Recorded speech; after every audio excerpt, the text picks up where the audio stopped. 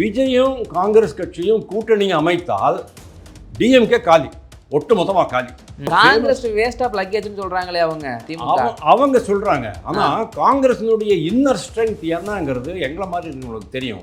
ஹனுமானுடைய பலம் என்னங்கிறது தெரியாது. நம்ம சொன்னதுக்கு அப்புறம் தான் அவருக்கு தெரியும். அப்படியா அப்படின்பாரு.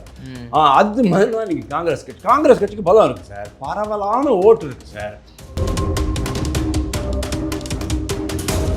இவங்களுக்கு ஒரு 10%, அவங்களுக்கு ஒரு 15-20% வச்சுங்களேன், கிட்டத்தட்ட 30% தொட்டா மாதிரி ஆகிடும். அப்போது அது யாருக்கு சேலஞ்ச் ஆகும் அப்படின்னா டிஎம்கே கூட்டணுங்க. DMK no challenge, DMK is gone. தமிழ்நாட்டில் நீங்கள் கட்சியை வளர்த்து ரெடி பண்ணிக்கிங்க. ஏன்னா இன்றைக்கி கட்சி வந்து தமிழ்நாட்டை பொறுத்த வரைக்கும் காங்கிரஸ் கட்சியில் அந்த 25 பேர் போட்டி போட்டாங்க இல்லையா, அந்த 25 பேர் போட்டி போட்டு அந்த ஒரு சில பகுதிகளை மட்டும்தான் காங்கிரஸ் கட்சி நீங்கள் பார்க்க முடியும், வேறு எங்கேயுமே பார்க்க முடியாது. ஏன்னா இன்றைக்கி கூட நான் சொல்கிறேன், தமிழ்நாட்டில் ஏடிஎம்கே டிஎம்கே 2 தான் இருக்குது, வேறு வழி கிடையாது. அதனால தான் மாற்றி போட்டுக்கிட்டு இருந்தாங்க. விஜய் வந்தோடனே எவ்வளோ பேர் அங்கே போகிறாங்க நீங்கள் பாருங்கள். கிட்டத்தட்ட 12-15% தான் அவங்க சொல்லிகிட்டு இருக்காங்க. இப்போது விஜய் மாதிரி ஒருத்தர் உருவாகும் போது, தோன்றும் போது எல்லாரும் அந்த பக்கம் போகிறாங்க. அப்போ ஒரு ஆல்டர்னேட்டிவ் வந்துடுறா அப்படின்ட்டு. என்னை பொறுத்த வரைக்கும் சார், தமிழ்நாட்டில் இன்றைக்கி இருக்கிற கண்டிஷனில் இதுதான் சரியான தருணம் கட்சியை வளர்ப்பதற்கு. காங்கிரஸ் தன்னுடைய சொந்த காலில் நிற்கணும், தன்னுடைய சொந்த பலத்தில் அவங்க கூட்டணி அமைக்கணும்னு நான் சொல்லுவேன். என்னுடைய இதில் வரக்கூடிய இந்த 45 நாட்களில் இன்டென்சிவ் கேம்பெயின் பண்ணினாங்கன்னு சொன்னால் அவங்களுக்கு ஒரு எட்ஜ் இருக்குது. அதுவே ஏடிஎம்கே பாஜக கூட சவாலாக இருக்கலாம் அப்படிங்கிற மாதிரி நான் நினைக்கிறேன். விஜய்க்கு தாவேகா, காங்கிரஸ் கட்சி, இங்கே வந்து பாரதிய ஜனதா கட்சி, பாமக, இங்கே 4 பேர்கிட்ட இருக்கிற இந்த பஞ்ச் ஆஃப் எம்எல்ஏஸ் இருக்காங்கல்ல, அவங்க தான் யார் அடுத்த தலைமை அப்படின்னு இது பண்ணுவாங்க. இவங்க தான் கிங் மேக்கர்ஸாக இருப்பாங்க.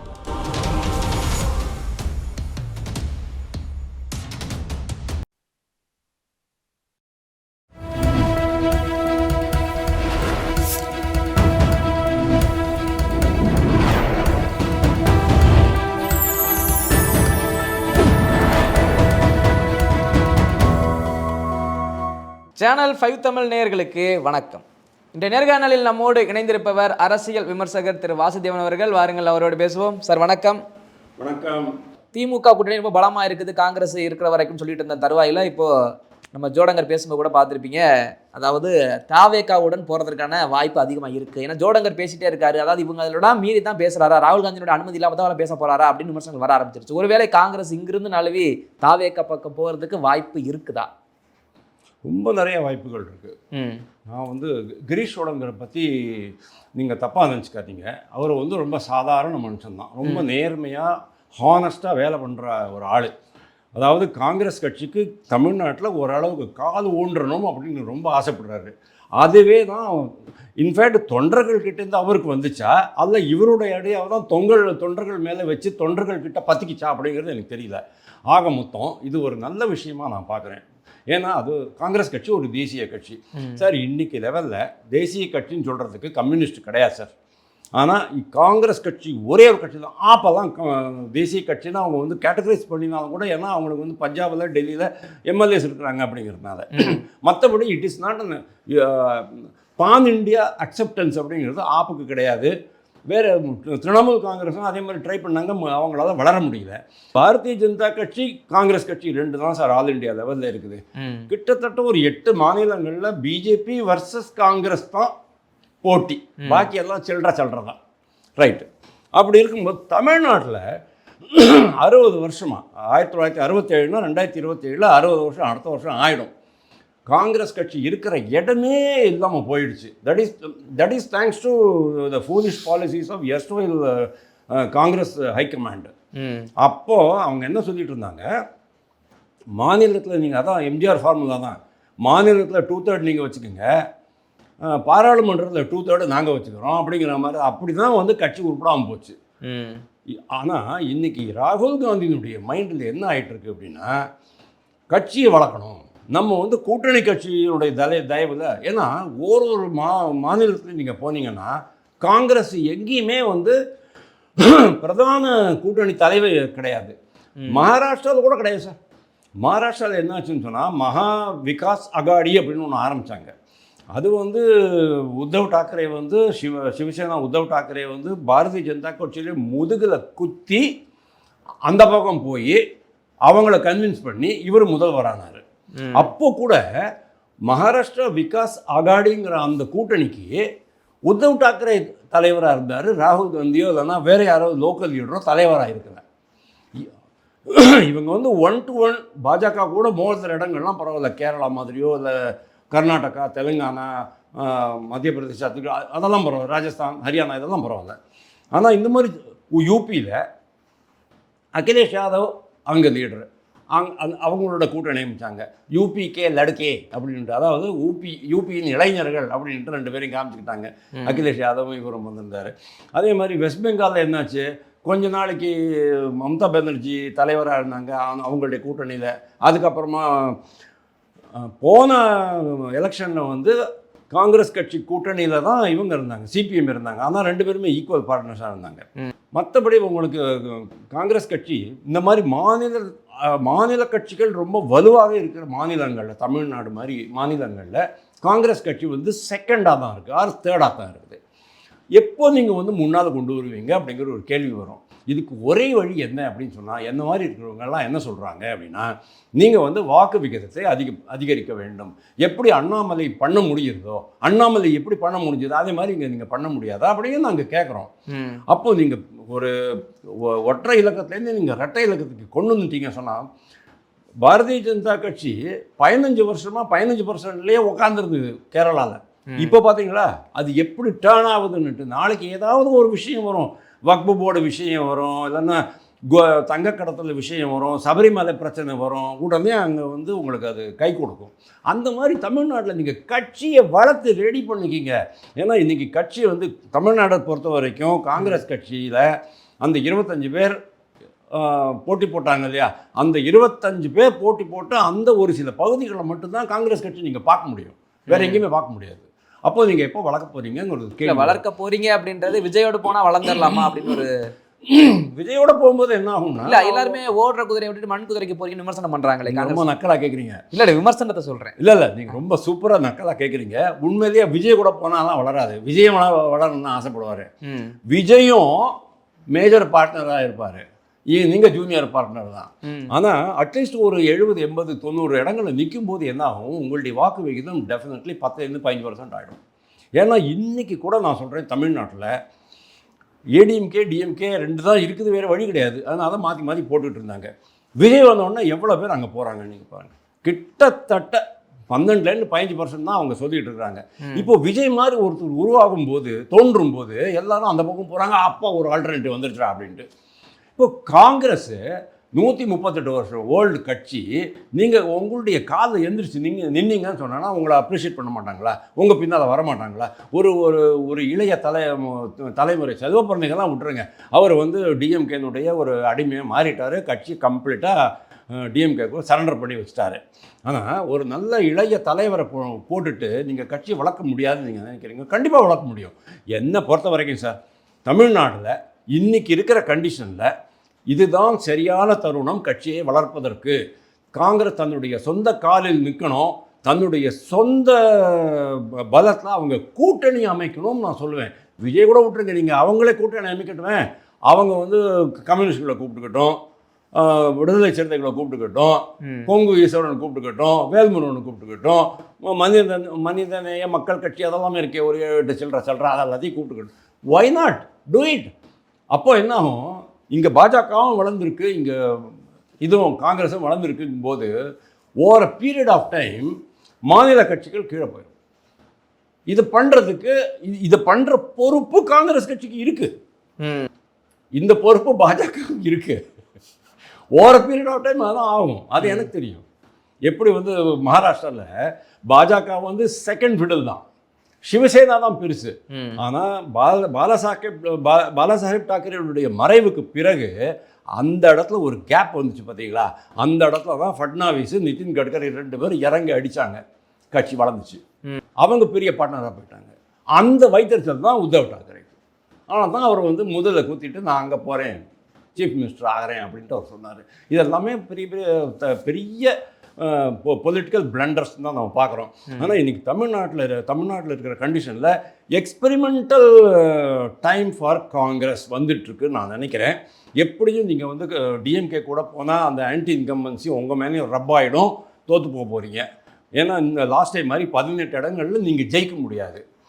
5 இடங்களில் ஜெயிச்சாலும் நீங்கள் 30 இடங்களில் ஜெயித்தாலும் ஆட்சி பிடிக்க முடியாது. விஜய் கூட போனாலும் நீங்கள் ஆட்சியை பிடிக்க முடியாது. ஓகே, அப்போ விஜய் கூட போனால் எந்த மாதிரியான தாக்கத்தை ஏற்படுத்தலாம்னு நினைக்கிறீங்க? நீங்கள் ஆட்சி அமைக்க முடியாது, ரைட், ஓகே, ஒரு பக்கம் வச்சுக்கோங்க. சொல்லணுமா? ஷாக் ஆகும் உங்களுக்கு. விஜயும் காங்கிரஸ் கட்சியும் கூட்டணி அமைத்தால் டிஎம்கே காலி, ஒட்டுமொத்தமாக காலி. ஏன்னா டிஎம்கே ரொம்ப காங்கிரஸ் வேஸ்ட் ஆஃப் லக்கேஜ்னு சொல்கிறாங்களே அவங்க சொல்கிறாங்க. ஆனால் காங்கிரஸினுடைய இன்னர் ஸ்ட்ரென்த் என்னங்கிறது எங்களை மாதிரி இருக்கிறவங்களுக்கு தெரியும். காங்கிரஸ்காரங்களுக்கே தெரியுமா தெரியாது. ஹனுமானுடைய பலம் என்னங்கிறது தெரியாது. நம்ம சொன்னதுக்கு அப்புறம் தான் அவருக்கு தெரியும். அப்படியா அப்படின்பாரு. அது மாதிரி தான் இன்னைக்கு காங்கிரஸ் கட்சிக்கு பலம் இருக்குது சார். பரவலான ஓட்டு இருக்குது சார். ஒரு 10% எல்லா இடத்துலையும் இருக்குன்னு வச்சுக்கோங்களேன். நீங்கள் வந்து ஒரு பிம்பம் கட்டமைக்கிறீங்க. விஜய் கூட போயிட்டீங்க, ஒரு வெற்றி கூட்டணி மாதிரி வருது அப்படின்னு சொன்னால் விஜய்க்கு ஏற்கனவே 10-12 இருக்குது. விஜயனுடைய பேச்சு சேலத்துலேயும் வேலூர்லேயும் நீங்கள் கேட்டிருப்பீங்க. எவ்வளோ செல்ஃப் கான்ஃபிடன்ஸ் இருக்குப்பாங்க. அவர் வந்து பேசும்போது கத்தி பேசுகிறாரு. அந்த ஸ்கிரிப்டெல்லாம் வந்துச்சு. இந்த இடத்துல நீங்கள் சிரிங்க, இந்த இடத்துல இடம் கொடுங்க, இந்த இடத்துல எவ்வளவு உறக்க பேச முடியும் அதெல்லாம் பார்த்தோம் நாமளும். அது உண்மையாக எனக்கு தெரியாது. யார் வேணாலும் அது ஃபோட்டோ காப்பி ஒரு டைப் பண்ணிவிட்டு ஃபோட்டோ காப்பி கூட போட்டிருக்கலாம். அது ஒன்றும் ப்ராப்ளம் இல்லை. பட் இது உண்மை வரவே வராது வெளியில். அதெல்லாம் போட்டோம். ஆனால் அவருக்கு ஒரு செல்ஃப் கான்ஃபிடன்ஸ் இருக்குது. ஒரு ஒரு ஒரு குயட் கான்ஃபிடென்ஸ் இருக்குது. சைலண்ட்டாக அதை பண்ணலாம் அப்படிங்கிற மாதிரி அவர் பார்த்துட்ருக்கிறாரு. அந்த இடத்துல நீங்கள் அவரோட கூட்டணி எடுத்துக்கிட்டீங்கன்னு சொன்னோன்னா இவங்களுக்கு ஒரு 10%, அவருக்கு ஒரு 15-20%ன்னு வச்சுங்களேன். கிட்டத்தட்ட 30% தொட்டா மாதிரி ஆகிடும். அப்போது அது யாருக்கு சேலஞ்ச் ஆகும் அப்படின்னா டிஎம்கே கூட்டணிங்க. DMK no challenge, DMK is gone. டிஎம்கேனுடைய அடிப்படை வாக்குகள் 22% தான் சார்.